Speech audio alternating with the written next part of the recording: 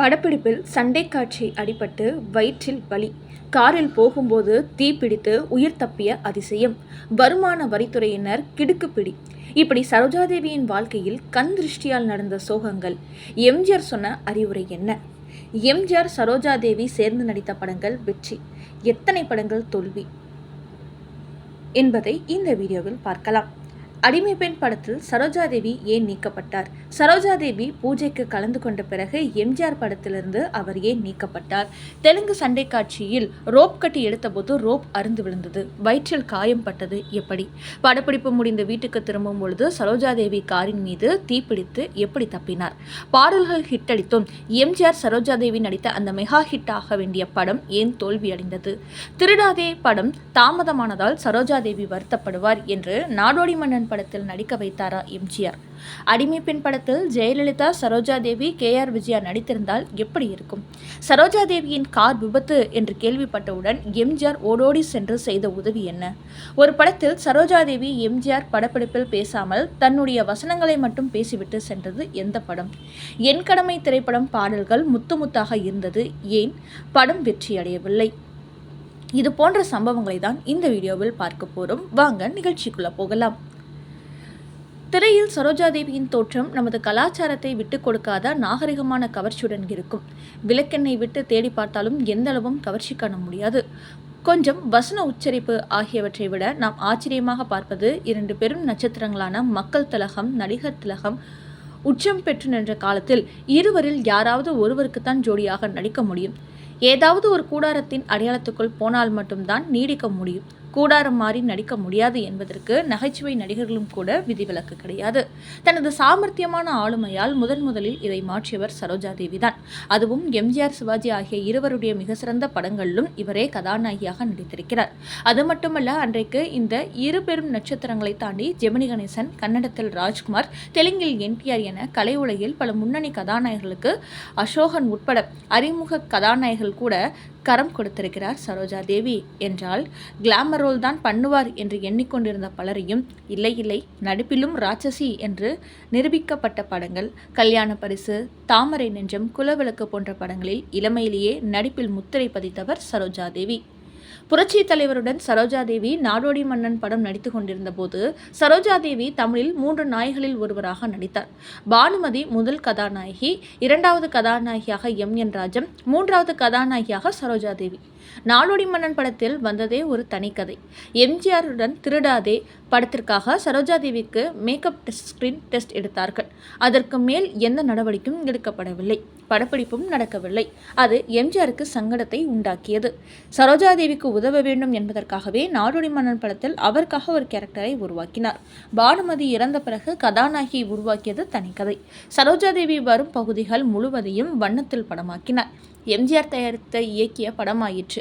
படத்தின் அபார வெற்றி சரோஜாதேவிக்கு பல படங்கள் வாய்ப்பு குவிந்தது.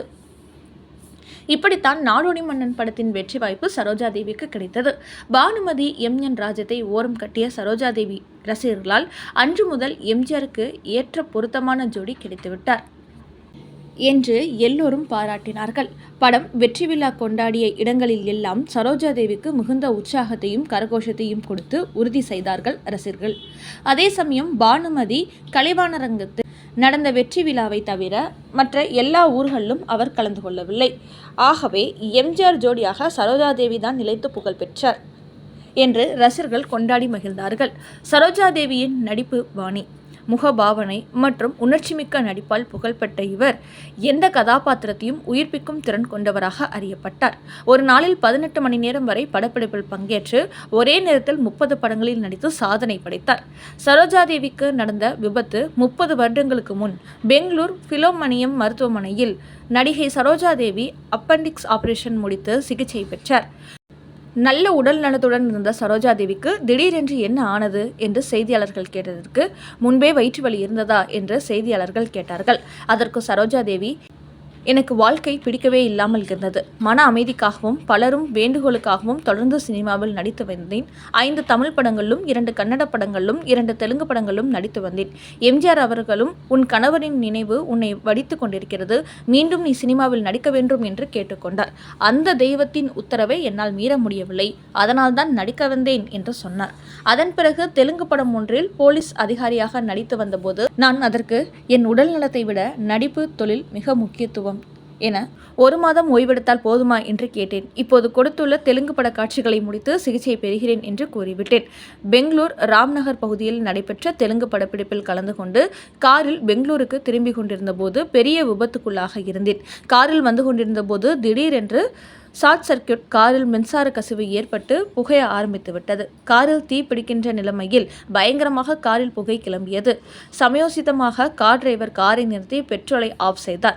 மின்னல் வேகத்தில் சினிமா காற்றில் வருவது போல என் மடியில் இருந்த குழந்தையை வெளியில் வீசிவிட்டு வெளியே வந்து குதித்து விட்டேன். அப்படி நாங்கள் குதித்து இருக்காவிட்டால் என் உடலை கூட நீங்கள் முழுமையாக பார்த்திருக்க முடியாது. கார் வெடித்து நாங்கள் வீசி எறியப்பட்டு உடல் சின்னாபனமாக இருந்திருக்கும். இந்த அதிர்ச்சியில்தான் வயிற்று வலி அதிகமாக வாந்தி எடுத்தேன். உடனடியாக புளோமினா மருத்துவமனையில் ஆபரேஷன் செய்தார்கள். அப்பொழுது ஓடோடி வந்து உதவி செய்தவர் என் இதய தெய்வம் புரட்சித் தலைவர் எம்ஜிஆர் அவர்கள் என்று நன்றி மறவாமல் சொல்லி கண் கலங்கினார். அதே சமயம் இவர் மீது வருமான வரித்துறை என நடவடிக்கை எடுத்து அடையாறில் உள்ள ஒரு வீட்டை பறிமுதல் செய்தது. இப்படிப்பட்ட சம்பவங்கள் நடந்து கொண்டிருந்த போது மக்கள் திலகம் எம்ஜிஆரிடம் சொல்லி வருத்தப்பட்டார் சரோஜாதேவி. அதற்கு எம்ஜிஆர் உனக்கு மன நிம்மதி கிடைக்கும் என்றார். அதோடு ஏழை எளியவர்களுக்கு உன்னால் முடிந்த அன்னதானம் சில உதவிகள் செய்து வா, அவர்கள் வாழ்த்து உனக்கு கிடைக்கும் என்று சொன்னார். அதேபோல சரோஜாதேவி தன் வீட்டுக்கு அருகே இருக்கும் ஆஞ்சநேயர் கோவிலில் வழிபட்டு பல ஏழைகளுக்கு உதவிகளை செய்து வந்தார். அது கொஞ்சம் மன நிம்மதியை கொடுத்தது. எம்ஜிஆர் அவர்களின் ஆலோசனைப்படி தான் தான தர்மங்கள் செய்ய ஆரம்பித்தார். அவர் மீது இருந்த கந்திருஷ்டி குறைந்து மீண்டும் புகழ் பெற தொடங்கியது. எம்ஜிஆர் உடன் சரோஜாதேவி நடித்த தோல்வியடைந்த படங்கள் ஏன், என்னென்ன படங்கள்? மாடப்புறா. இதில் எம்ஜிஆருக்கு 2 ஜோடி, சரோஜாதேவி இன்னொரு ஜோடி, மற்றொரு ஜோடி புதுமுகம் வசந்தி.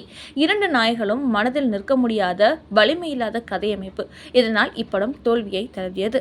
1961ஆம் ஆண்டு எம்ஜிஆர் நடித்த திருடாதே, தாய் சொல்லை தட்டாதே போன்ற படங்கள் வசூல் அள்ளியதால் அவர் நடிப்பில் சமூக படங்கள் எடுத்தால் வெற்றி பெறும் என்று நினைத்தனர். அதனால் அவசரமாக உருவாக்கிய படம் என்று மாடப்புறாவை சொல்வார்கள். கதை திரைக்கதையில் குழப்பம். அதோடு எம்ஜிஆருக்கு அதிகமான சோக காட்சிகளையும் வைத்திருந்தனர். அவர் காதலிப்பது ஒருவதாகவும் சந்தர்ப்ப சூழ்நிலையால் மற்றொருவரை திருமணம் செய்து கொள்வது போலவும் அமைக்கப்பட்ட கதையை ரசிகர்கள் அதிகம் விரும்பவில்லை. 1962ஆம் ஆண்டு இதே தேதியில் வெளியான இந்த படம் பெரிய வெற்றியை பெறவில்லை என்றாலும் பாடல்களுக்காகவும் எம்ஜிஆர் நடிப்புக்காகவும் இந்த படம் கவனிக்கப்பட்டது. அடுத்த திரைப்படம் பாசம். 31/8/1962 வெளியான படம். எம்ஜிஆர் ஜோடியாக நடித்து வந்த TR ராஜகுமாரி இதில் அவருக்கு அம்மாவாக நடித்தார்.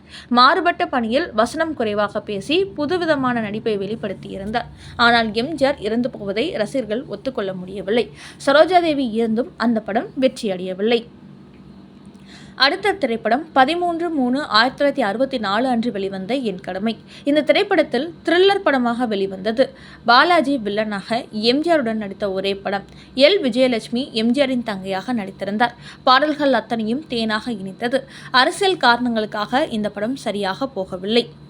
அடுத்த திரைப்படம் 18/12/1964 அன்று வெளியான தாயின் மடியில். எம்ஜிஆர் சரோஜாதேவியும் பொய்க்கால் குதிரை ஆடியது ரசிகர்களை மகிழ்வித்தது. இருந்தும் படம் சரியாக போகவில்லை. அடுத்த திரைப்படம் 27/8/1966 அன்று வெளியான தாலி பாக்கியம். பி. கண்ணம்பா தயாரிப்பில் அவரது கணவர் KP நாகபூஷன் இயக்கியிருந்தார். எம்ஜிஆர் படங்களில் நீண்ட நாள் தயாரிப்பில் இருந்த படம். எம்ஜிஆர் கலெக்டராக நடித்திருந்தார். சரோஜாதேவியின் நடிப்பு, பாடல்கள் இனிமையாக இருந்தும் படம் ஓடவில்லை. காரணம், கண்ணம்பா கணவர் இயக்கியது சரியில்லை என்று அப்பொழுது பிரச்சனை ஏற்பட்டது. அடுத்த படம் 19/5/1967 அன்று வெளியான அரச கட்டளை. எம்ஜிஆர் சிகிச்சை பெற்று குணமாகிய பின் படப்பிடிப்பில் கலந்து கொண்ட முதல் படம் குமரி நாட்டு குடிமகன் என்று வசனம் பேசி PS வீரப்பாவால் பேசும் அவர் முதலில் நடித்த காட்சி. இந்த படத்தில் ஜெயலலிதா, சரோஜாதேவி நடித்திருந்தனர். இந்த படம் சரியாக போகவில்லை. இந்த படங்களை தவிர மற்ற படங்கள் எல்லாம் மாபெரும் வெற்றியை பெற்றது.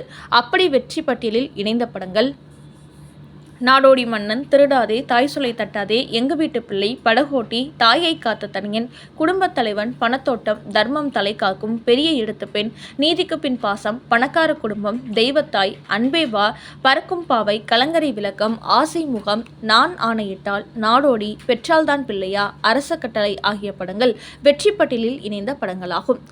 எம்ஜிஆர் சரோஜாதேவி ஜோடி 100% எம்ஜிஆர் ரசிகர்களால் ஏற்றுக்கொள்ளப்பட்ட ஜோடியாகும். இவர்கள் இருவரின் காதல் காட்சி காட்சிகள் இன்றும் கூட சின்னத்திரையில் வெளிவரும் பொழுது அவ்வளவு உற்சாகத்தோடு பார்த்து ரசிக்கிறார்கள். எம்ஜிஆர் மற்றும் சரோஜாதேவி நடித்த நின்று போன படங்கள். 1963 அடிமை பெண் படத்தை எடுப்பதற்காக எம்ஜிஆர் முயற்சி மேற்கொண்டார். படத்தை தவிர அவரே இயக்குவது என முடிவானது. பல காரணங்களால் அந்த முயற்சி தள்ளிப்போய் 1967 படம் ஆரம்பமானது. அதில் எம்ஜிஆருடன் சரோஜாதேவி, KR விஜயா, ஜெயலலிதா மூவரும் நடிப்பது என முடிவானது. PN சுந்தரம் ஒளிப்பதிவாளராக ஒப்பந்தமானார். படம் ஆரம்பிக்கப்பட்ட பின் கிடப்பில் போடப்பட்டது.